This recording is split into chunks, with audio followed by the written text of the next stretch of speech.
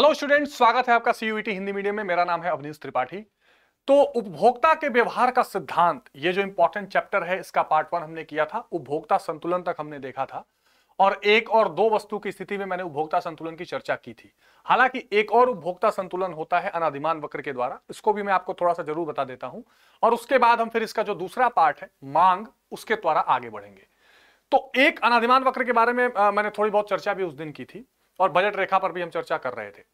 तो आज मैं आपको ये सबसे पहले इस पार्ट 2 में समझाता हूं कि भाई अनादिमान वक्र द्वारा उपभोक्ता संतुलन कैसे होगा और फिर हम मांग वाले पार्ट को देखेंगे। तो बहुत सिंपल सा कंसेप्ट है बच्चों। अगर हम अनादिमान वक्र द्वारा उपभोक्ता का संतुलन देखना चाहें तो उसको बहुत आराम से कर सकते हैं। तो किस प्रकार कर सकते हैं? अगर हम ये लिखना चाहें कि अनादिमान वक्र द्वारा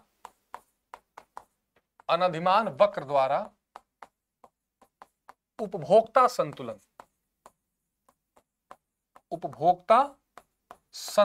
अगर हम ये करना चाहें तो इसका बहुत सिंपल और सीधा सा तरीका होता है, सीधा सा एक मेथड होता है। वो क्या होता है कि जो आपका अनादिमान वक्र है और जो आपकी कीमत रेखा है, कीमत रेखा बताता है कि आप अपने दिए हुए इनकम से किसी दो वस्तु को कितना खरीद सकते हैं, ये आप कीमत रेखा से दिखाते हैं। और अनादिमान वक्र भी दो वस्तुओं की मांग बात करता है। तो यहां पर सीधी सी बात है कि जिस बिंदु पर आपका अनादिमान वक्र कीमत रेखा या बजट रेखा को टच करता है वो संतुलन बिंदु होता है। वो क्या होता है? उपभोक्ता का संतुलन बिंदु माना जाता है। ठीक है, this is Y and this is X. यह आपका आईसी कर्व है, इंडिफरेंस कर्व है। तो जिस बिंदु पर जो अनादिमान वक्र है वो कीमत रेखा को टच करेगा वो संतुलन बिंदु माना जाएगा। इसके नीचे रहेगा तो भी संतुलन नहीं, उसके ऊपर तो अप्राप्य है। ठीक है, अगर इसके अंदर कोई बिंदु है कीमत रेखा के अंदर तो ये अप्राप्य है, सॉरी ये असंतुष्टि है, यानी पूर्ण संतुष्टि नहीं है, अपूर्ण संतुष्टि। ठीक है, और इसके ऊपर अगर कोई होता है तो ये होता है अप्राप्य बिंदु, यानी ऐसी चीज जिसे आप प्राप्त न कर सकें, अनअटेनेबल। ठीक है, तो ये कंडीशन बनती है। तो अनादिमान वक्र द्वारा जो उपभोक्ता संतुलन है उसकी ये स्थिति देखी जाती है, consumer equilibrium through indifference curve. इसमें एक शर्त ये होती है, पहली शर्त तो जो अनादिमान वक्र है वो कीमत रेखा को टच करेगा।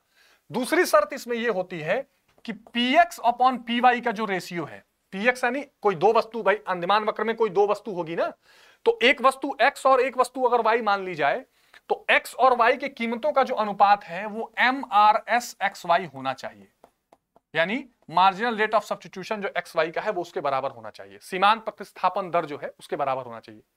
सीमांत प्रतिस्थापन दर क्या है? सीमांत प्रतिस्थापन दर का मतलब यह होता है कि जब आप किस दर से एक वस्तु के लिए दूसरी वस्तु छोड़ रहे हैं।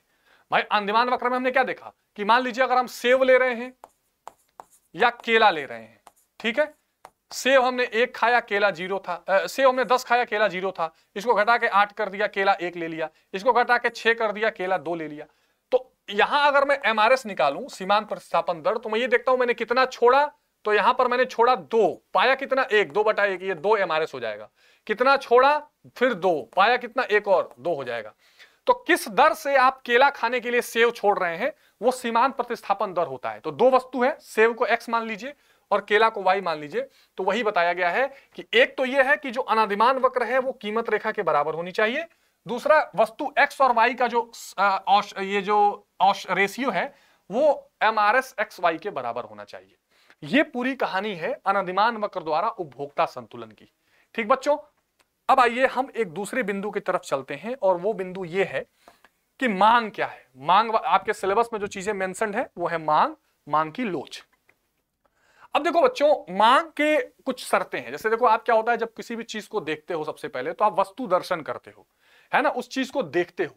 देखने के बाद क्या होता है, देखने के बाद उस वस्तु को खरीदने की इच्छा जागृत होती है कि क्यों ना इस वस्तु को खरीद लिया जाए। अब वो इच्छा आवश्यकता में कब बदलेगी? वो इच्छा आवश्यकता में तब बदलती है जब क्या होता है, जब आप एक आपको उसको लेने के लिए क्या हो, साधन हो। तो जब आपको अपनी इच्छा पूरा करने के साधन मौजूद हो तब वो इच्छा किसमें बदलती है? आवश्यकता में बदलती है। और फिर एक निश्चित कीमत या निश्चित समय पर जब आप उसको खरीदते हो तो वो आपकी मांग कहलाती है। तो एक निश्चित कीमत या समय पर जब आप किसी वस्तु की मांग करते हो तो वो आपकी मांग कहलाती है ना, यानी वो इच्छा जो पूरी की जा सके वो आवश्यकता बनती है। और जब एक निश्चित समय या कीमत पर आप उसको खरीदते हो तो वो आपकी मांग कहलाती है। आ गई बात समझ में? देखिए, सामान्य बोलचाल में भाषा में मांग का अर्थ किसी वस्तु को प्राप्त करने की इच्छा से है, किंतु मांग और इच्छा में बहुत बड़ा अंतर है। इच्छा का मतलब होता है चाहत, लेकिन जब इच्छा केवल इच्छा न रहकर आवश्यकता बन जाए, और इच्छा आवश्यकता कब बनती है? जब उसको पूरा करने के साधन और पाने की तत्परता भी हो, यानी आप उसको पूरा करना भी चाहें और उसको पाने की आपके अंदर तत्परता भी हो, तो वो इच्छा आवश्यकता बन जाती है। और उस स्थिति में क्या होता है बच्चों? उस स्थिति में फिर आप मांग करते हैं। ठीक है, इस प्रकार मांग से अभिप्राय उस इच्छा से है जिसको संतुष्ट करने के लिए उपभोक्ता के पास साधन है। बहुत इंपॉर्टेंट लाइन है। ऐसी इच्छाएं जिसे पूरा करने के लिए आपके पास साधन है, जिसे पूरा करने के लिए आपके पास पैसा है, साधन है, वही आपकी मांग कहलाएगी। मांग में प्रभावी इच्छा के साथ निश्चित समय और निश्चित कीमत ये भी होनी चाहिए, यानी एक निश्चित कीमत और निश्चित समय पर कोई व्यक्ति अपनी प्रभावी इच्छा जब जाहिर करता है तो वो मांग कहलाती है। प्रभावी इच्छा क्या है? हर इच्छा प्रभावी इच्छा नहीं होती है। वो इच्छा जिसे आप पूरा कर सकें वो प्रभावी इच्छा कहलाती है। ठीक, तो जब आपने एक निश्चित समय और निश्चित कीमत पर किसी वस्तु की प्रभावी इच्छा करते हैं तो वो आपकी मांग या डिमांड कहलाती है। ठीक है बच्चों? ठीक है, बेनहम ने एक डेफिनेशन दिया है कि दी हुई कीमत पर किसी वस्तु की मांग उस वस्तु की वह मात्रा है जो उस कीमत पर एक निश्चित समय में खरीदी जाएगी। तो ये स्थिति है। एक बात मैं और आपको बता देता हूं बच्चों, प्रबल बैच पर बहुत बड़ा सेल चल रहा है। तो प्रबल 2.0 लॉन्च हो चुका है। यूज करिएगा कोड Y768 और फटाफट इसको ज्वाइन कर लीजिए, ताकि आप एक क्या कर सके, आप प्रबल बैच में ज्वाइन होकर अच्छे से अपनी CUET 2023 की तैयारी कर सके। ठीक है, चलिए, JS मिल ने क्या कहा? मांग से हमारा आशय वस्तु की उस मात्रा से है जो एक निश्चित मूल्य पर खरीदी जाती है, और मांग सदैव मूल्य से संबंधित होती है। तो अलग अलग लोगों ने मांग और मूल्य के बारे में बताया है। अब हम पढ़ लेते हैं मांग के तत्व क्या क्या है, वो कौन कौन से एलिमेंट हैं जो मांग के साथ चलते हैं। तो पहला है वस्तु को प्राप्त करने की इच्छा। भाई जब तक आप किसी चीज को पाने की इच्छा नहीं जाहिर करेंगे तब तक मांग कैसे होगी? दूसरा, वस्तु को प्राप्त करने के साधन, वस्तु विशेष पर साधन व्यय करने की तत्परता, और वस्तु की इच्छा कीमत विशेष पे होना और समय पे होना, यानी वस्तु पाने की इच्छा हो, उसको पूरा करने की साधन हो, एक निश्चित समय हो और एक निश्चित कीमत हो। जब ये सारी चीजें मिल जाती हैं तो ये सारे एलिमेंट या तत्व मिलकर मांग को पैदा करते हैं। क्या? समय, कीमत, इच्छा, उसको पूरा करने के साधन और आपके अंदर की तत्परता, ये सारी चीजें क्या करती हैं? किसी भी मांग को पैदा करती हैं। ठीक बात है। अब मांग के प्रकार का क्या मतलब है? मांग का प्रकार यानी मांग का संबंध किन किन चीजों से है? तो एक होता है कीमत मांग, माने मांग और कीमत। तो मांग और कीमत में हमेशा विपरीत संबंध होगा, यह ध्यान रखिएगा। एक मांग कीमत मांग होती है, यानी अलग अलग कीमतों पर अलग अलग मांगे होती हैं, और ये विपरीत संबंध होता है, इसी को मांग का नियम भी कहते हैं। ठीक है, ये क्या बतलाता है? ये बतलाता है कि एक निश्चित कीमत एक निश्चित समय में बाकी चीजें अगर समान रहें, तो अगर किसी वस्तु की कीमत बढ़ाई जाएगी तो मांगी गई मात्रा घटती है, और किसी वस्तु की कीमत बढ़ाई जाएगी तो मांगी गई मात्रा घटेगी, और वस्तु की कीमत घटाई जाएगी तो मांगी गई मात्रा बढ़ेगी। इसको हम कीमत मांग कहते हैं। दूसरा होता है आय मांग। तो आय और मांग में सकारात्मक संबंध होता है। ठीक है, सकारात्मक संबंध होता है, यानी अगर किसी व्यक्ति की आय बढ़ेगी तो मांग ज्यादा होगा, आय घटेगी तो मांग कम होगा। आड़ी मांग से मतलब होता है बेटा संबंधित वस्तुओं की मांग, है ना। कभी कभी क्या होता है, उस वस्तु की कीमत में कोई चेंज नहीं होता, लेकिन उससे जो संबंधित वस्तुएं हैं, जैसे वो दो तरह की हो सकती हैं। एक होती है स्थानापन्न और एक होती है बच्चों पूरक। तो कई बार स्थानापन्न या पूरक वस्तुएं हो सकती हैं, जिसको हम सब्स्टिट्यूट या कॉम्प्लीमेंट्री गुड्स कहते हैं, और ये वस्तुएं भी क्या करती हैं? मांग को पूरी तरह प्रभावित करती हैं। अब आगे तो हम चर्चा करेंगे, लेकिन मैं आपको यहीं पर थोड़ा सा स्थानापन्न और पूरक वस्तुओं के बारे में जरूर बता देना चाहता हूं। तो देखिए बच्चों, ये होती है हमारी संबंधित वस्तुएं, रिलेटेड गुड्स जिसको कहते हैं, संबंधित वस्तु। इसके दो प्रकार होते हैं, एक होता है स्थानापन्न और एक होती है बच्चों पूरक वस्तु, यानी सब्स्टिट्यूट और complementary good.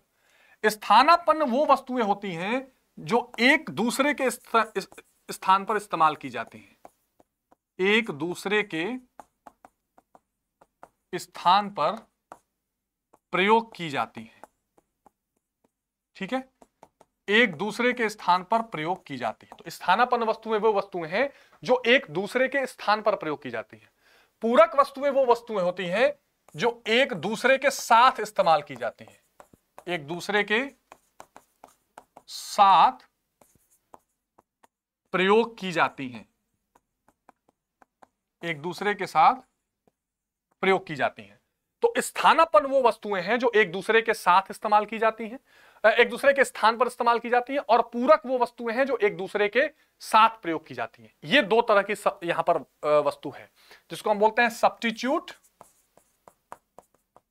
Substitute and complementary.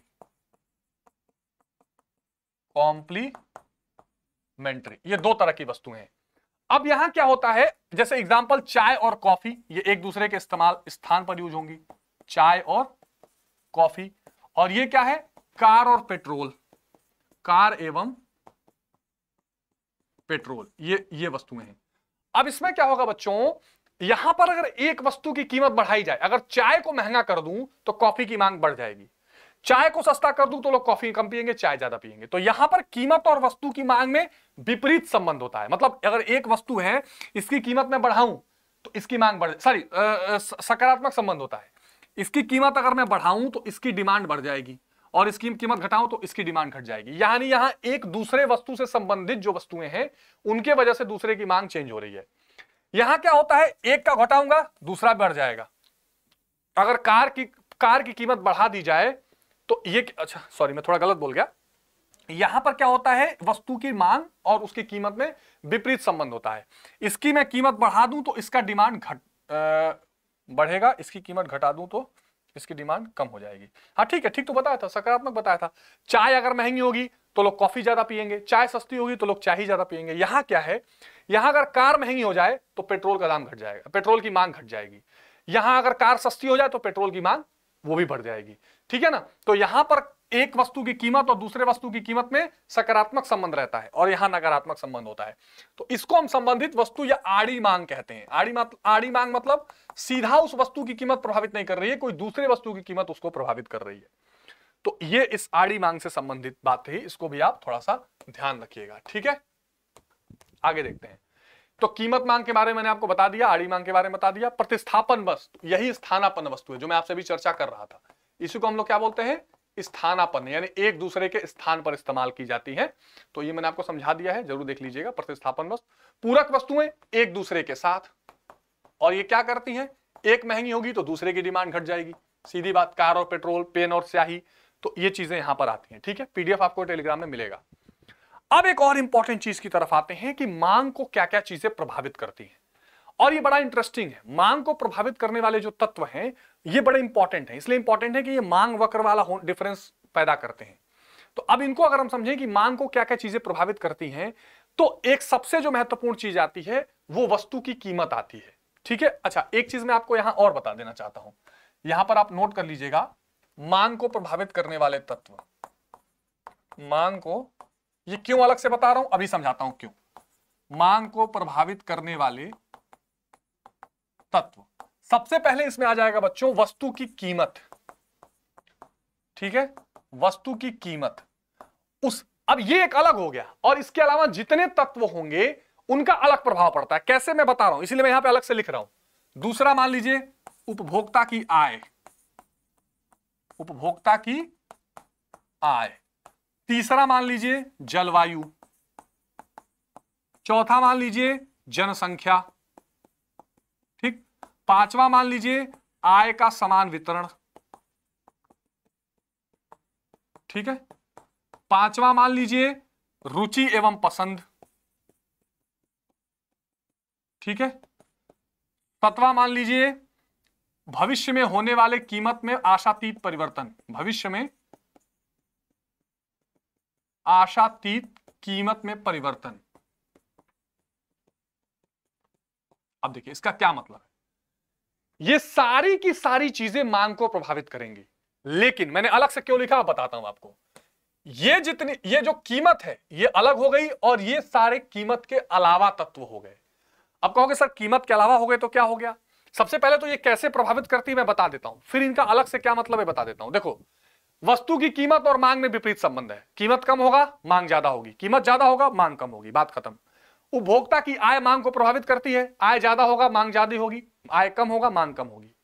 जलवायु किसी वस्तु की मांग को प्रभावित करती है। अगर गर्म कपड़े का मार्केट है, वहां ठंडा जलवायु है तो ज्यादा मांग होगी, नहीं है तो नहीं होगी। हर वस्तु के साथ यही लागू होता है। जनसंख्या ज्यादा है तो ज्यादा मांग होगी, कम है तो कम मांग होगी। आय का समान वितरण, अगर सभी लोगों में आय को अच्छे से डिवाइड किया गया है, सबके पास पैसा है, सबके पास क्रय शक्ति है, सबके पास प्रायोज्य आय है, तो इसमें फिर क्या होगा, आय का समान वितरण है तो मांग ज्यादा होगी, नहीं तो नहीं होगी। रुचि और पसंद, किसी वस्तु को लेकर उपभोक्ता की रुचि अच्छी है, वो पसंद करता है, वो उसको लाइक करता है, तो उसकी मांग करेगा, नहीं तो नहीं करेगा। और भविष्य में आशातीत परिवर्तन, मान लीजिए भविष्य में आशा जताई गई है कि चीजों की कीमतें बढ़ने वाली हैं, तो लोग अभी खूब मांग कर लेंगे। अगर ये बताया गया कि नहीं एकदम कुछ दिन बाद तो सस्ता होने वाला है, तो लोग अभी मांग घटा देंगे, उस समय का इंतजार करेंगे। ये सारे तत्व मांग को प्रभावित करते हैं। लेकिन सबसे इंटरेस्टिंग बात, जो कीमत होती है वस्तु की, जब वो प्रभावित करती है तो इसमें होता है मांग वक्र का संचलन। अब मांग वक्र क्या होता है, कीमत और मांग के बीच में जो संबंध होता है उसको दिखाया जाता है एक वक्र के द्वारा, एक कर्व के द्वारा। आगे मैं समझाऊंगा, कुछ ऐसा होता है, ठीक है, ऐसा वक्र बनता है। इस वक्र में संचलन होगा, ऊपर नीचे होगा, ठीक। और कीमत के अलावा जितने कारण होंगे, इसमें मांग वक्र का शिफ्ट होगा, मांग वक्र का अंतरण या शिफ्ट। एनसीईआरटी भी वर्ड यूज करती है शिफ्ट, यानी मांग वक्र यहां है तो दाएं चला जाएगा या यहां से बायां चला आएगा।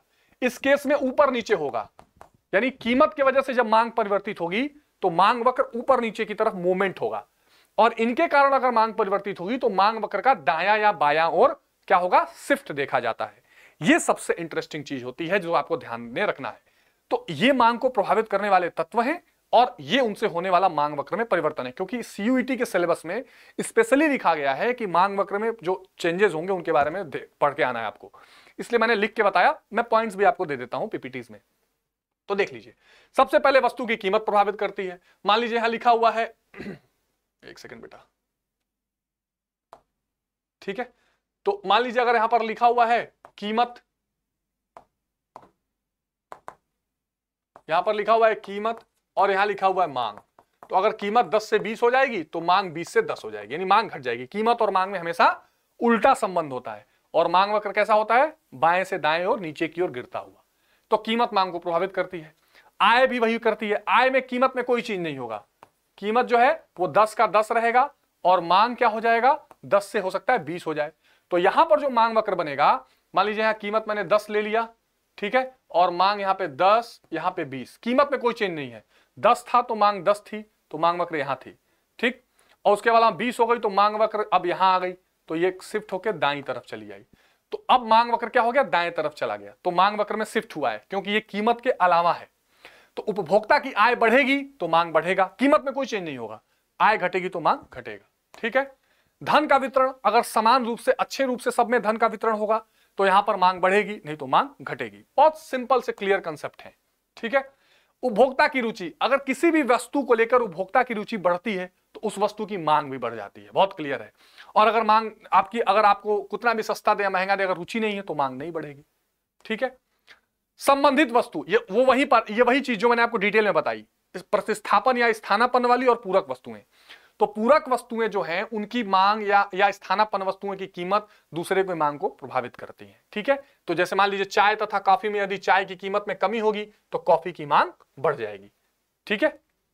नहीं, चाय की कीमत में अगर वृद्धि होगी, तो यहां गलत लिखा है, चाय की कीमत में अगर वृद्धि होगी तो कॉफी की मांग कम हो जाएगी, क्योंकि लोग एक सेकेंड, चाय की कीमत में अगर कमी होगी तो कॉफी की मांग, हाँ बिल्कुल ठीक लिखा था बच्चों, कोई दिक्कत नहीं थी। यहां पे ये लिखा था, उल्टा लिख दिया था।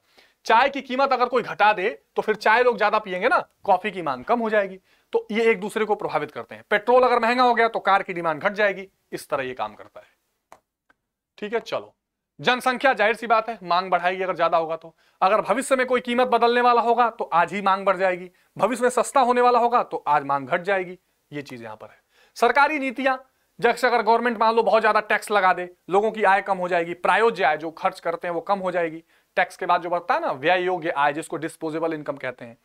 तो सरकार की नीति भी तय करती है कि भाई कोई चीज मांग ज्यादा होगी या कम होगी। सरकार ने अगर चीजों को महंगा कर दिया तो मांग कम हो जाएगी, तो ये सारी चीजें भी रहती है, ठीक है। चलिए, जलवायु के बारे में मैंने आपको बता ही दिया। अब थोड़ा सा हम मांग वक्र के बारे में कर लेंगे, मांग वक्र या मांग तालिका। तो देखो, मांग तालिका का मतलब होता है जिस टेबल से हम कीमत और मांग के संबंध को दिखाते हैं। जैसे मान लो मैंने यहां टेबल बना दिया, यहां लिख दिया कीमत और यहां लिख दिया बच्चों मांग। कीमत 10 है, इसको बढ़ा के 20 किया, मांग 20 थी, घट के 10 हो गई। तो ये जो मैंने एक तालिका बनाई, इसको हम क्या कहते हैं? मांग तालिका कहते हैं। तो मांग तालिका किसी वस्तु की विभिन्न कीमतों तथा उन पर मांगी गई मात्राओं के बीच एक फलनात्मक संबंध बताता है, जो एक फंक्शनल रिलेशनशिप है, जो एक संबंध है मांग और कीमत के बीच में, यह मांग तालिका दिखाती है। ठीक है। व्यक्तिगत मांग तालिका, जब कोई एक व्यक्ति की मांग दिखाई जाए, जब कोई एक अलग अलग कीमतों पर जब एक व्यक्ति की मांग दिखाई जाती है तो वो व्यक्तिगत मांग तालिका होती है। जैसे ये देख लीजिए, अलग अलग कीमतें हैं, अलग अलग मांग है, मांगी गई मात्रा होती है। बाजार मांग तालिका क्या है? जब कई लोगों की कीमतों को जोड़ दें, किसी वस्तु की व्यक्तिगत मांग तालिका की सहायता से संपूर्ण बाजार मांग तालिका निकाली जाती है। बाजार मांग तालिका किसी वस्तु की वह निश्चित कुल मांग है जो संपूर्ण बाजार में सभी क्रेताओं की मांगों को जोड़कर प्राप्त होती है। जैसे देखो, ए व्यक्ति द्वारा, बी व्यक्ति द्वारा और सी व्यक्ति द्वारा ये अलग अलग मांगे की गई हैं, ये कीमत है बेटा। देखो 14, 15, 16, 17 कीमत बढ़ रही है, सब जगह मांग घट रही है, और हमने इनको जोड़ दिया है, 11 और 18 19, 19 और 10 29 हो गया। सबकी मांगों को प्लस कर दो तो बाजार मांग बन जाता है। ठीक है, कोई डाउट नहीं होना चाहिए इसमें। अब आ जाता है मांग वक्र। तो जब हम इसी कीमतों को वक्र, कीमत और मांग के संबंध को जब हम वक्र द्वारा दिखाते हैं या रेखा चित्र के द्वारा दिखाते हैं तो मांग वक्र हो जाता है। और वो कैसा बनेगा? ऐसा बनेगा मांग वक्र। ये y, ये x, यहां ले लेंगे कीमत और यहां ले लेंगे मांग। ठीक, तो ये क्या दिखा रहा है? कीमत और मांग के बीच का जो संबंध है, इस संबंध को हम रेखा चित्र से दिखा रहे हैं। और ये क्या होता है बच्चों? बाएं से दाएं नीचे की ओर होता है। अच्छा, ये क्यों होता है? ये इसलिए होता है कि एक अलग अलग कीमतों पर अलग अलग मांग होती है। अगर कीमत बढ़ाए तो मांग घट जाती है, कीमत घटे तो मांग बढ़ जाती है। ये चीज यहां पर देखी जाती है। अब व्यक्तिगत मांग वक्र और बाजार मांग वक्र दोनों होती है, बताया ही मैंने आपको। ठीक है, अब आते हैं एक बहुत इंपॉर्टेंट टॉपिक की तरफ, और वो है मांग का नियम, जिसको हम लोग क्या कहते हैं बच्चों? Law of demand. अब लॉ ऑफ डिमांड क्या है या मांग का नियम क्या है? मांग का नियम ये बताता है कि मांग और वस्तु की कीमत, इसमें एक विपरीत संबंध है। यदि किसी वस्तु की कीमत घटाई जाएगी तो मांगी गई मात्रा बढ़ती है, किसी वस्तु की कीमत बढ़ाई जाएगी तो मांगी गई मात्रा घटती है। बस यही मांग का नियम है, लॉ ऑफ डिमांड यही कहता है। अच्छा, कितनी बढ़ती है और कितनी घटती है ये पता लगाने के लिए मांग का लोच बनाया गया है, वो आगे बताऊंगा मैं। तो मांग का नियम और मांग का लोच में यही अंतर है। मांग का नियम सिर्फ ये बता देता है कि भैया इतना जान लो कि अगर कीमत घटाओगे तो मांग बढ़ेगी, कीमत बढ़ाओगे तो मांग घटेगी। किस डिग्री में घटेगी, किस अनुपात में बढ़ेगी घटेगी, ये मांग की लोच होती है। मांग का नियम कीमत और मांग के संबंध को व्यक्त करता है। इस नियम के अनुसार कीमत तथा मांग में विपरीत संबंध होता है। सामान्य दशाओं में वस्तु की मांगी जाने वाली मात्रा उसकी कीमत से विपरीत दिशा में बदलती है। इस प्रकार कीमत में बढ़ने पर मांग कम होती है और कीमत होने पर मांग ज्यादा होने पर मांग बढ़ती है। वस्तु की जितनी अधिक मात्रा बेचनी है, कीमत आपको उतनी कम करनी पड़ेगी। ये मार्शल ने बता दिया। ठीक बात है, सिंपल सी बात है। चलिए, ये हमने देख लिया। अब मांग के नियम की कुछ मान्यताएं हैं, मतलब कुछ चीजें हैं जो आपको लेकर चलनी पड़ेगी, तभी मांग का नियम लागू होगा। एक तो आपको यह मानना पड़ेगा कि उपभोक्ता की आय में कोई चेंज ना हो। मतलब अब हम मांग के नियम के अनुसार कह रहे हैं कि कीमत घटने पर मांग बढ़ेगी, लेकिन तभी मान लो बहुत ज्यादा जिसको कहते हैं एकदम से आय बढ़ गई तो वो कीमत बढ़ने का भी परवाह नहीं करेगा। तो आय समान रहनी चाहिए, उसके रुचि और स्वभाव में कोई परिवर्तन नहीं होना चाहिए, अन्य संबंधित जो वस्तुएं हैं उसके कीमत में भी कोई चेंज नहीं आनी चाहिए, और कोई नई अल्टरनेटिव का या स्थानापन्न का पता नहीं होना चाहिए, भविष्य में कोई कीमत बढ़ने घटने का खतरा नहीं होना चाहिए, और समाज में अधिक प्रतिष्ठा मिलती हो ऐसी कोई वस्तु नहीं होनी चाहिए। अगर ये सारी दशाएं हैं, मतलब ये सारी चीजें फिक्स हैं, तो उस स्थिति में ये तय जान लीजिए कि वस्तु की कीमत घटने से मांग बढ़ेगी और कीमत बढ़ने से मांग घटेगी। बच्चों ठीक बात है? हाँ सर, आगे चलते हैं। अच्छा, मांग के नियम या मांग वक्र का ढाल नीचे की ओर क्यों होता है? ये एक सिंपल सी चीज है। तो जाहिर सी बात है, मैंने आपको बताया है कि इसलिए होता है क्योंकि कीमत और मांग के बीच में विपरीत संबंध है। ठीक है, मांग का नियम कीमत तथा मांग में विपरीत संबंध को बताता है। कम कीमत पर वस्तु की मांग अधिक होगी और अधिक कीमत पर मांग कम होगी, इसीलिए मांग वक्र बाएं से दाएं और नीचे की ओर होता है। अब इसके कई कारण है, जैसे एक उपयोगिता ह्रास का नियम। उपयोगिता ह्रास का नियम क्या कहता है कि भाई देखो, एक चीज आप समझ लो कि यदि आपको ज्यादा से ज्यादा, जब कोई उपभोक्ता किसी चीज का उपयोग करता है तो कुछ दिन बाद उसका इंटरेस्ट कम आने लगता है और फिर धीरे धीरे वो क्या करता है, उस चीज को कम यूज करेगा। तो अगर आपको ज्यादा बेचना है तो उसको लालच देना पड़ेगा, कीमत घटानी पड़ेगी। इसीलिए ये नियम काम करता है, ध्यान रखना, कीमत आपको घटानी पड़ती है। ठीक है, तो इस तरह के प्रतिस्थापन का प्रभाव भी पड़ता है कि आप एक चीज का इस्तेमाल कर रहे हो, दूसरी कोई चीज आने लगेगी तो उधर उपभोक्ता भागने लगेगा, तो आपको बेचना है तो कीमतें घटानी पड़ेंगी। ठीक है, आय का प्रभाव भी पड़ता है, ऐसा भी रहता है। ठीक है, क्रेताओं की संख्या बढ़ गई घट गई तो ये तो ठीक है। हाँ, अब आते हैं इस इंपॉर्टेंट पॉइंट पर कि मांग के नियम के अपवाद क्या है। यानी जो मांग का नियम आपने अभी देखा, किस किस परिस्थिति में ये अपवाद मतलब ये नियम लागू नहीं होगा। तो देखो, कुछ दशाओं में मांग का नियम क्रियाशील नहीं होता, यानी अगर कीमत कम भी हो जाए तो मांग नहीं बढ़ेगी, या कीमत बढ़ भी जाए तो मांग नहीं घटेगी, ऐसा भी हो सकता है। ठीक, ऐसी दशा में मांग वक्र नीचे की ओर झुकने के बजाय ऊपर की ओर उठ जाता है और इसे मांग का नियम का अपवाद कहते हैं। अपवाद कहते हैं बेटा एक्सेप्शंस को, जहां पर चीजें लागू ना हो। तो अगर मान लीजिए कुछ ऐसी परिस्थिति है जहां मांग का नियम लागू नहीं हो रहा, तो इसे मांग के नियम का हम क्या कहेंगे, अपवाद भी कहेंगे। जैसे गिफिन का विरोधाभास, इसको अंग्रेजी में कहते हैं गिफिन पैराडॉक्स। गिफिन पैराडॉक्स, इसका मतलब क्या हुआ? इसका मतलब ये हो गया कि ऐसा हो सकता है कि कभी कभी जैसे घटिया जो वस्तुएं होती हैं, जो बहुत बेकार किस्म की वस्तुएं होती हैं, तो इसमें क्या होता है कि ऐसा हो सकता है कि जो बेकार वस्तुएं हैं अगर कीमत घटाई भी जाए तो लोग उसका प्रयोग ना करें, अच्छी वस्तु को खरीदने चले जाएं। तो जो घटिया वस्तुओं की स्थिति होती है, जो मोटे अनाज होते हैं या जिन वस्तुओं को उपभोक्ता मजबूरी में इस्तेमाल कर रहा है, तो अगर कीमतें घटाई जाएं तो उपभोक्ता क्या करेगा, एक अच्छी वस्तु की तलाश करेगा, खराब वस्तु को छोड़ देगा। दूसरा, अगर मान लो भविष्य में कीमत बढ़ने की आशंका है, वहां भी मांग का नियम लागू नहीं होगा, क्योंकि लोगों को लगेगा यार भले ही महंगा है लेकिन खरीद लो, बाद में नहीं मिलेगा। कोई प्रतिष्ठा की चीज है, अब रोज आप BMW से जा रहे हैं और आपको BMW महंगी कर दी जाए तो आप प्रतिष्ठा बचाने के लिए महंगा होगा तो भी खरीदेंगे। अज्ञानता, इग्नोरेंस, कई बार व्यक्ति ध्यान ही नहीं देता कि कीमत बढ़ी है कि घटी है, खरीद लेता है, तो यहां मांग का नियम लागू नहीं होता। ठीक है, ये तो मैंने आपको डिटेल में बता दिया। ठीक है, अब आते हैं सबसे महत्वपूर्ण और रोचक तथ्य के तरफ, मांग वक्र। और मांग वक्र में क्या क्या परिवर्तन होता है, कैसे कैसे होता है, उसको देख लेते हैं। देखो, मांग वक्र में दो तरह से परिवर्तन होता है। कैसा परिवर्तन? एक तो मान लीजिए मांग वक्र ऊपर नीचे हो जाए, ऊपर चला जाए या नीचे चला आए, या मांग वक्र क्या हो जाए, दाएं ओर चला जाए या मांग वक्र बाएं ओर चला जाए। ये दो परिस्थितियां होती हैं। तो मैंने आपको थोड़ी देर पहले ही अभी बताया था कि देखो भैया, अगर कीमत के कारण मांग में परिवर्तन होगा तब तो मांग वक्र में क्या होगा, संचलन होगा, मूवमेंट होगा, ऊपर नीचे होगा। और कीमत के अलावा जितने और कारण हैं उसके कारण होगा तो मांग वक्र में अंतरण होगा।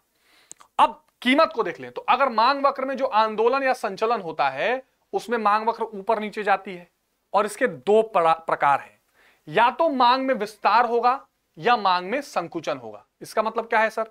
देखो, कीमत के कारण मांग में परिवर्तन होगा तो परिवर्तन में घटना और बढ़ना दोनों शामिल है। तो मान लीजिए कि कीमत कम होने के कारण अगर मांगी गई मात्रा बढ़ गई, ठीक है, कीमत कम होने के कारण अगर मांगी गई मात्रा बढ़ गई तो इसको मांग में विस्तार कहते हैं, एक्सटेंशन इन डिमांड या एक्सपेंशन इन डिमांड। और अगर कीमत कम होने के कारण मांग घट गई तो मांग में संकुचन कहते हैं, या मांगी गई मात्रा जिसको कहते हैं कम हो गई तो मांग में संकुचन। दोबारा, अगर कीमत घटने के कारण मांग बढ़ गई तो इसको कहते हैं मांग में विस्तार। तो मांग वक्र नीचे की ओर आता है। इस केस में क्या होता है, मांग वक्र नीचे की ओर आता है, ठीक है, डाउनवर्ड। और अगर कीमत बढ़ने के कारण मांगी गई मात्रा घट गई तो मांग वक्र ऊपर की तरफ जाता है, इसको अपवर्ड मूवमेंट कहते हैं। यह हो गया मांग वक्र में संचलन वाली परिस्थिति। अब परिवर्तन की बात करें तो मांग वक्र में एक होता है मांग में वृद्धि, यानी कीमत में कोई चेंज नहीं आए लेकिन अन्य कारण से, जैसे आय बढ़ जाए, रुचि बढ़ जाए, प्रतिष्ठा की चीज हो, भविष्य में कीमत बढ़ने की आशंका हो, तो यहां पर होता है मांग में वृद्धि और मांग वक्र जाती है दाईं तरफ, राइट में शिफ्ट हो जाएगी। यानी कीमत के अतिरिक्त अन्य कारणों से अगर मांग में कोई वृद्धि होती है, मांग बढ़ जाए तो मांग में वृद्धि कहते हैं। इसी तरह कीमत के अतिरिक्त किसी और कारण से अगर मांग घट जाए तो इसे हम क्या कहते हैं, मांग में कमी या डिक्रीज इन डिमांड। ठीक है, और मांग वक्र बाईं तरफ आ जाती है। सिंपल सी कहानी। ठीक, इसके लिए मैं अगर आपको इसमें शॉर्ट में लिख दूं तो 4 केसेस अपने पास होते हैं। ठीक है, एक हो गया मांग में विस्तार। ठीक, तो क्या कारण क्या है, कीमत घट गया, घटने से मांग वक्र कहां जाएगी, ऊपर की ओर। ठीक, दूसरे केस में आओ, मांग का संकुचन। मांग का संकुचन इस क्यों हुआ, कीमत बढ़ने से। कीमत बढ़ने से मांग वक्र कहां गई, नीचे की। एक सेकंड उल्टा हो गया। ये मांग वक्र नीचे की ओर जाएगी विस्तार में, ठीक है। यहां पर ये मांग वक्र नीचे की ओर जाएगी और यहां मांग वक्र ऊपर चली जाएगी। ये कहानी हो गई। दूसरा, मांग में वृद्धि, मांग में वृद्धि क्यों, कीमत के अतिरिक्त अन्य कारण, कीमत के अतिरिक्त अन्य कारण, ठीक है। और यहां मांग वक्र कहां जाएगी, दाईं ओर चली जाएगी। चौथा, मांग में कमी, ठीक है, कीमत के अतिरिक्त अन्य कारण, कीमत के अतिरिक्त अन्य कारण। और यहां मांग वक्र कहां जाएगी, बाईं ओर जाएगी, ठीक है। आगे बात समझ में। ये चार चीजें इंपॉर्टेंट है, इनका ध्यान रखना। ये लाइन आपको ध्यान में आएंगी, ठीक है। बाकी कुछ भी रटना नहीं है, ठीक है। विस्तार, मैं एक एक पॉइंट्स आपको दिखा देता हूं। यहां दो चीजें होंगी, विस्तार और संकुचन। तो विस्तार का मतलब क्या होता है, मांगी गई मात्रा जब कीमत घटने के कारण बढ़ जाए तो मांग में विस्तार हो जाता है, ठीक है। तो इसको मांग में विस्तार कहते हैं। जैसे मान लीजिए यहां मैंने लिख दिया कीमत, ये कीमत 10 से 5 हो गई घट के, तो मांग जाहिर सी बात है 5 से 10 हो जाएगी। अब देखो विस्तार कैसे हो गया, नीचे की ओर जाएगा। यहां कीमत ले लो 5 10, यहां मांग ले लो 5 10। कीमत 10 है तो मांग 5 है, यहां बिंदु बन गया। तो पहले यहां पर ही था, फिर 5 होने से ये 10 चला गया, यानी जो मांग यहां था वो घट के नीचे यहां पर आ गया। तो ये मांग वक्र कहां चला गया, नीचे की ओर। इसको मोमेंट, डाउनवर्ड मोमेंट हो गया, ठीक है बच्चों। चलो, ये आपको तालिका में भी दिखाई दे रहा है। मांग में संकुचन ठीक उल्टा, कीमत बढ़ गया, मांग घट गई। चलो, तालिका में आपको दिखाई दे रहा है। तो यहां पर मांग वक्र कैसा हो जाएगा, ऊपर की ओर, अपवर्ड यहां चला जाएगा। मांग में वृद्धि और कमी, वृद्धि के केस में क्या होगा, अन्य बातें समान रहें और मांग, किसी वस्तु की कीमत समान रहे, लेकिन वहां पर मांग बढ़ जाए तो यहां पर मांग वक्र कहां चला जाएगा, ये दाईं ओर चला जाएगा, शिफ्ट होकर दाईं ओर चला जाएगा, ठीक है। और कमी के, हाँ, तो मांग में वृद्धि में क्या होगा, जब बाकी चीजें समान रहे, आय समान, कीमत समान रहे और किसी और कारण से अगर मांग बढ़ जाए तो ये वृद्धि के केस में क्या होगा, मांग वक्र कहां चला जाएगा बच्चों, दाईं ओर चला जाएगा। और वही कमी के क्षेत्र में क्या होगा, अगर मांग में कमी हो जाए,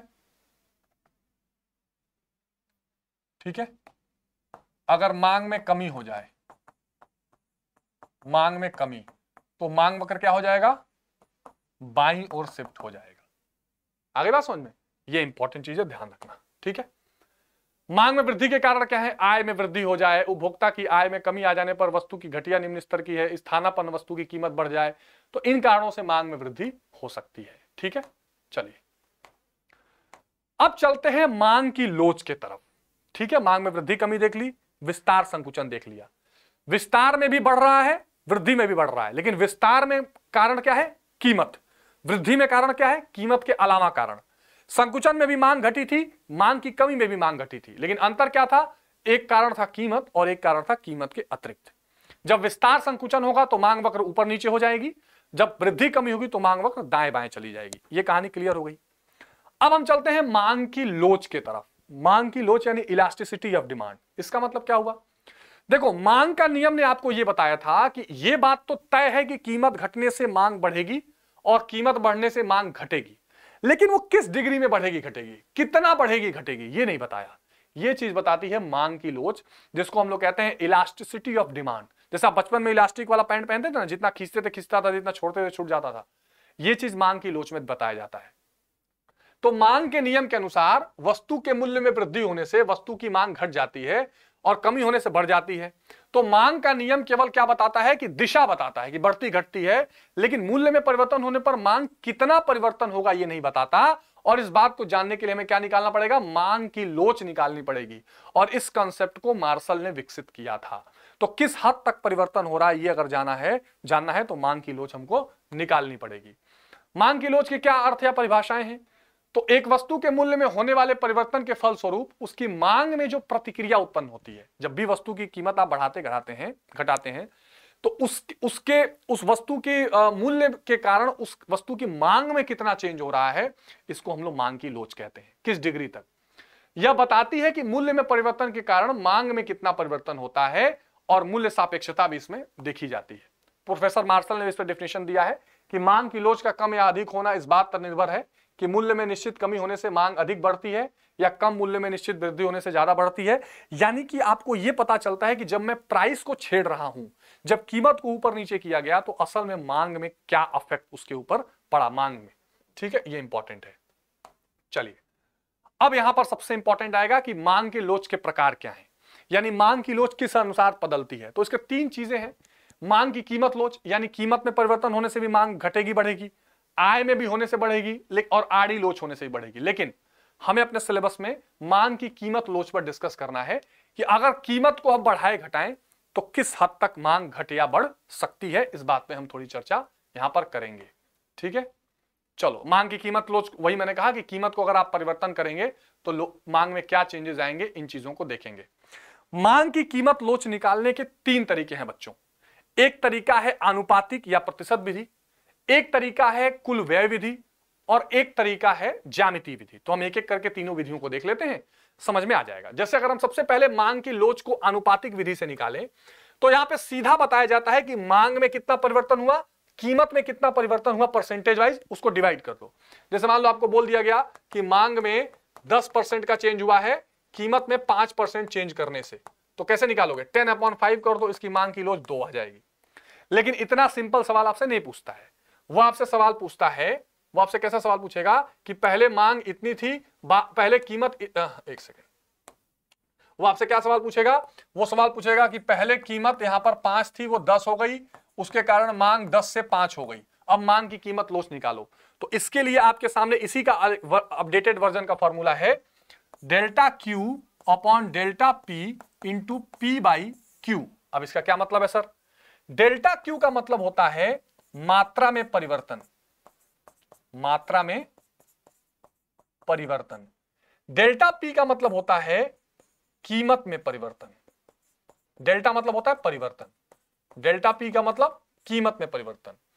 पी मतलब होता है पहली कीमत, क्या होता है समझा रहा हूं। क्यू का मतलब होता है पहली मात्रा, पहली मांग की मात्रा या पहली मात्रा। कैसे देखो, डेल्टा क्यू मतलब मात्रा में परिवर्तन, यानी मांग में कितने का चेंज हुआ है, 10 से 5, 5 का चेंज हुआ है। डेल्टा पी यानी कीमत में परिवर्तन, कीमत में कितने का चेंज हुआ है, ये भी 5 से 10 हुई है, इसमें भी 5 का चेंज हुआ है, इनटू पी यानी पहली कीमत, पहले कीमत कितनी थी 5, और क्यू यानी पहली मात्रा, पहली मांग कितनी है 10, बस यही करना और कुछ नहीं है। अब सॉल्व कर लीजिए, 5 से 5 कैंसिल, 5/10 1/2 यानी 0.5, इसकी मांग की रोज कितनी आएगी 0.5 आएगी।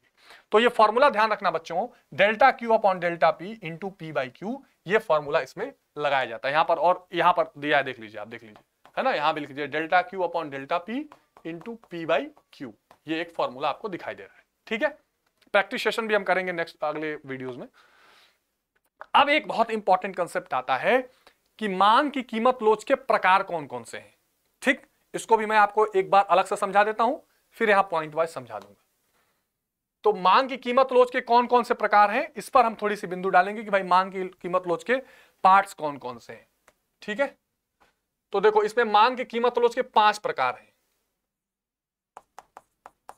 मांग के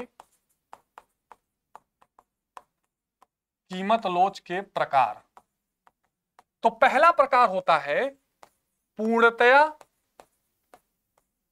लोचदार।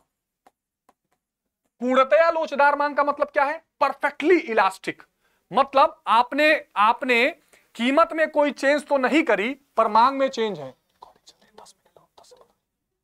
ठीक है, आपने कीमत में तो कोई चेंज नहीं करी पर मांग एकदम से परिवर्तित हो गई, इसको हम लोग क्या बोलते हैं, पूर्णतया लोचदार मांग कहते हैं। जैसे पूर्णतया लोचदार यानी मान लीजिए कीमत जो है, कीमत 10 है, अभी भी 10 है, लेकिन मांग जो है वो एकदम क्या हो गई 10 से 50 हो गई।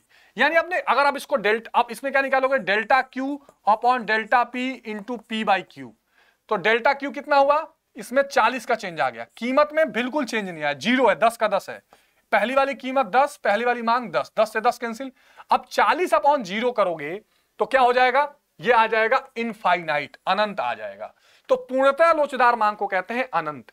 ठीक, दूसरा केस जो होता है वो होता है पूर्णतया लोचदार, दूसरा होता है पूर्णतया लोचदार, मतलब आपने कीमत में कोई चेंज नहीं किया। अच्छा एक सेकंड, ये हमने क्या किया था, पूर्णतः लोचदार किया था ना। दूसरा क्वेश्चन पूर्णतया बेलोचदार, पूर्णतया बेलोचदार, पूर्णतया बेलोचदार मतलब कीमत में आपने कोई चेंज नहीं किया, लेकिन मांग 10 का, कीमत में आपने 10 से 100 कर दिया, लेकिन मांग अभी 10 का 10 है, यानी कीमत चेंज होने का उस पर कोई फर्क ही नहीं पड़ा। जैसे नमक कितना भी महंगा कर दो लोग खरीदेंगे। अब यहां जब निकालोगे delta Q upon delta P into P by Q करोगे, तो इसमें डेल्टा क्यू में तो कोई चेंज ही नहीं आया, 0 आ गया। डेल्टा पी 90 हो गया, ठीक, इंटू पहला प्राइस पहला डिमांड, 10 से 10 कैंसिल, 90/0 आंसर 0। तो इसमें इलास्टिसिटी ऑफ डिमांड जो होगी, जो ईडी होगी, इसकी वैल्यू 0 आ जाएगी। तीसरा केस होता है बच्चों, तीसरा केस होता है इकाई लोचदार। इकाई लोचदार यहां क्या होता है, आप जितना % कीमत चेंज करते हो उतने ही अनुपात में मांग भी चेंज होती है। जैसे मान लीजिए आपने कीमत हमेशा 1 के बराबर आएगी, कीमत आपने 10 से 20 करी, 100% चेंज कर दिया, मांग जो है वो बढ़ाने 10 से 0 हो गई। 100% आपने कीमत बढ़ाया, 100% मांग खत्म हो गई। अब करो delta Q by delta P, formula बार बार लिख रहा हूं तो आपकी रट जाए आपको, इंटू पी बाई क्यू। मांग कितना है, 10 से 0, डेल्टा क्यू कितना आया, 0 का चेंज है, प्राइस में 10 का चेंज है, इंटू पहले वाली कीमत 10, ये 10। अब यहां पर कितना आ गया, एक सेकेंड, सॉरी, डेल्टा क्यू में 10 का चेंज है ना, 10 से 0 हुई है, तो चेंज तो 10 हुआ है ना ये। तो अब से 10 से 10, 10 से सब कैंसिल, 1 आ गया वैल्यू। तो यहां पर इकाई लोचदार में इलास्टिसिटी ऑफ डिमांड 1 आती है, ठीक है। फिर चौथा केस आता है बेलोचदार, पूर्णतः नहीं, कम बेलोचदार, बेलोचदार मांग इकाई। इसमें क्या होता है, आप जितना कीमत में चेंज करते हो उससे कम ही मांग चेंज होती है। जैसे मान लो कीमत यहां पर लिखी हुई है और यहां पर मांग लिखा हुआ है, तो कीमत आपने क्या करी, 10 से 20 परिवर्तन कर दिया 100% का, लेकिन मांग जो है वो 10 से 5 हुई है। अब यहां करो, यहां क्या है, यहां वैल्यू 0 से कम आएगी। अच्छा, यहां पर क्या है, ईडी इज लेस देन 1, 1 से कम आएगी, ठीक। कैसे, देखो, delta Q upon delta P into P by Q, 10 से 5 किया, अंतर 5 का है, कीमत यहां 10 का अंतर है, इंटू पहला प्राइस पहला डिमांड, 10 से 10 5/10 आया ना, तो कितना आ गया, 0.5, यानी कि इकाई से कम लो, इसको बेलोचदार या इकाई से कम लोचदार कहते हैं, इकाई से कम लोचदार। और लास्ट में पांचवा पॉइंट क्या है, मैंने पांचों लिख के बताए, हालांकि मैंने लिखे हुए हैं। पांचवा पॉइंट है बेटा लोचदार मांग या इकाई से अधिक, इकाई से अधिक यानी 1 से अधिक वैल्यू आएगी। इसमें क्या होगा, जितने % आप कीमत में चेंज करोगे उससे ज्यादा मांग चेंज हो जाएगी, यानी कीमत का असर मांग पर ज्यादा पड़ेगा। तो मान लीजिए यहां पर आपने लिखा है कीमत और यहां पर लिखा है आपने मांग, तो कीमत आपने क्या करी, 10 से मान लो लेट सपोज घटा के 5 ही किया, लेकिन मांग जो है वो एकदम से 0 से 10 हो गई, है ना, ज्यादा बढ़ गई। अब इसको आप करो delta Q upon delta P into P by Q, है ना। तो अब यहां पर क्या होगा, मांग कितनी बढ़ी है, 10, प्राइस कितना बढ़ा है, केवल 5, मतलब चेंज 10 अपॉन 10, 5/2, या आंसर आ गया 2। तो ईडी इज ग्रेटर देन 1, है ना।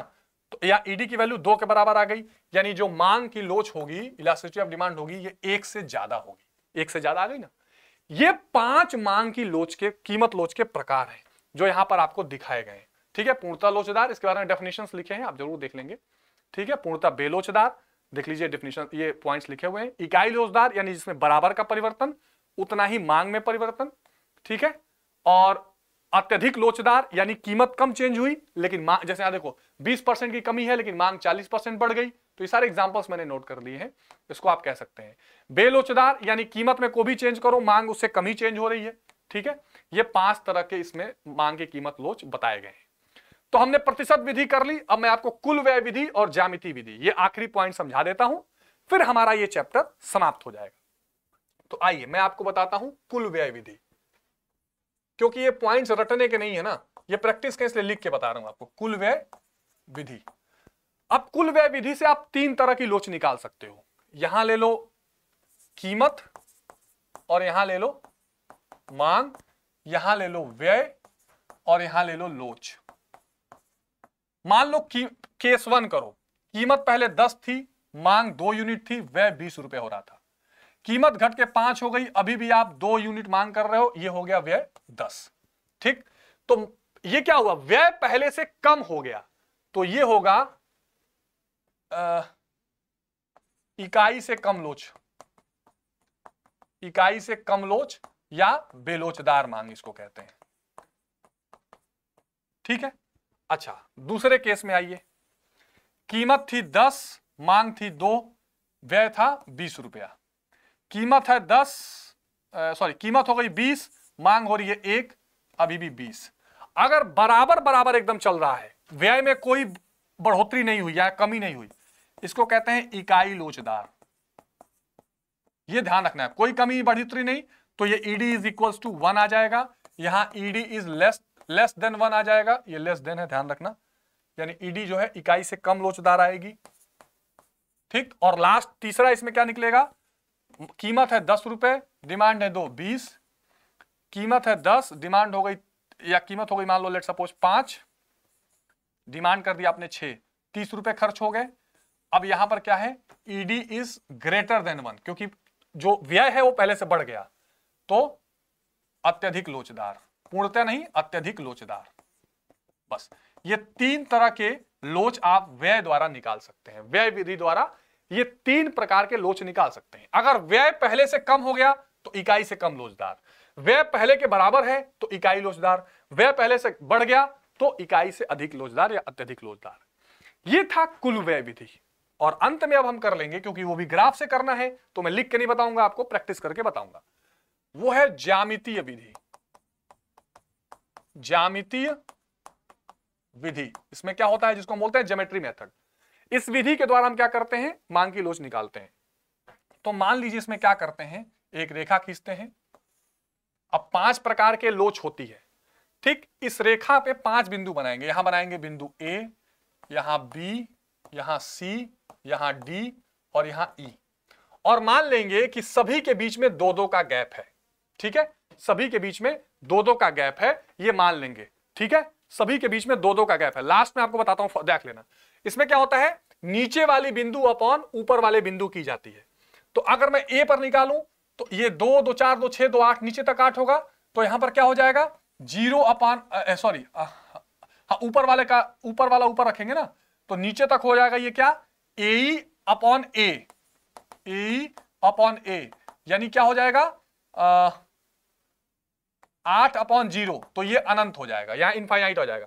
इसमें क्या होगा, BE upon A B, B upon A B, तो एक हो जाएगा 2, 2, 4, 2, 6, 6 अपॉन 2, 3, तो ये हो जाएगा ईडी इज ग्रेटर देन 1, वही जो मैंने आपको पहले बताया था।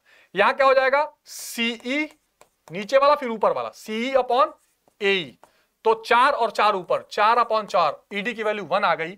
यहां क्या हो जाएगा, डीई अपॉन एडी, तो यहां क्या हो जाएगा 2 अपॉन में 6, यानी यहां वैल्यू 0.3 के आसपास आ जाएगी।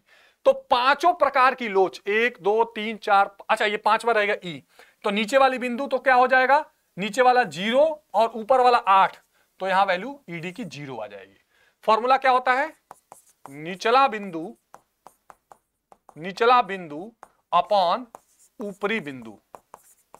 ठीक है, 8 भागों में डिवाइड कर दिया, 2-2 भाग में, हर बिंदु पर नीचे वाली बिंदु की वैल्यू ऊपर वाले बिंदु को रख दी, और उसकी 5 इकाई, इकाई लोचदार, इकाई से कम, शून्य, इकाई से अधिक और अनंत, 5 लोच आप इस ज्यामितीय विधि से निकाल सकते हैं।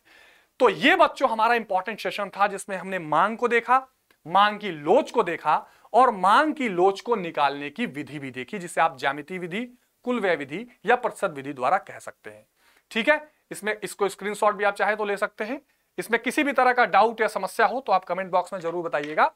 अगले सेशन में हम मिलेंगे अगले चैप्टर के साथ, तब तक अपना बहुत ध्यान रखिए। टेक केयर, जय हिंद।